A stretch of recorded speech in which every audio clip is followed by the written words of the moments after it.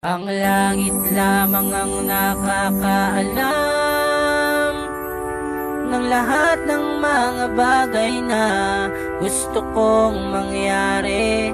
Walang ibang dapat na humusga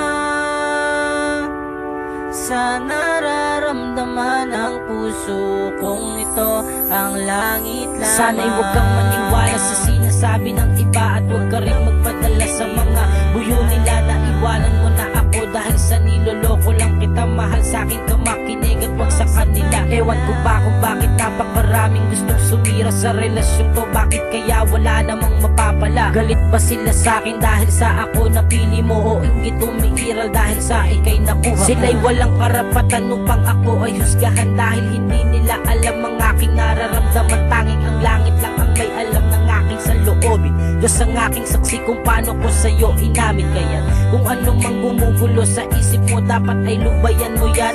Kung ako sa'yo ay di ako maniniwala hanggang sa walang pruweba. Huwag papaniwalaan ang di mo pa nakikita. Ang langit lamang ang nakakaalam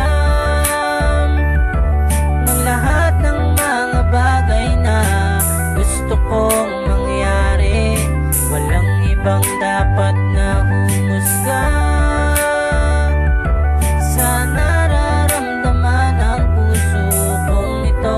Ang langit lamang. Ako'y nagtataka kung bakit nakikialam mga nag-uupukan sa tabi. Dapat di ba hindi na lang nila pinapasok kung anong meron ng iba, bagkus inaatupag ang pag-ayos ng buhay nila. Katulad kong baliw sa'yo, oo baliw ako sa'yo. Sa'yo lang ako nakatutok, ako'y iyong iyo. Bawat taong lumilipas ay di nagbabago ito. Kada buwan na binibilang ay ikaw pa rin sa puso. Sa loob ng isang linggo hindi nakakaligtaan, kahit wala akong oras pilit na pinupuntahan. Kaya wala akong pake sa mga pakialamera. Wala namang saysay kanilang mga paninira, dahil alam ko na wala akong ginagawa na sa ating makakasama. Kaya sa'kin ka magtiwala. Wala silang alam at wala ring pakialam, dahil para sa'kin ang langit lamang ang tanging nakakaalam. Ang langit lamang ang nakakaalam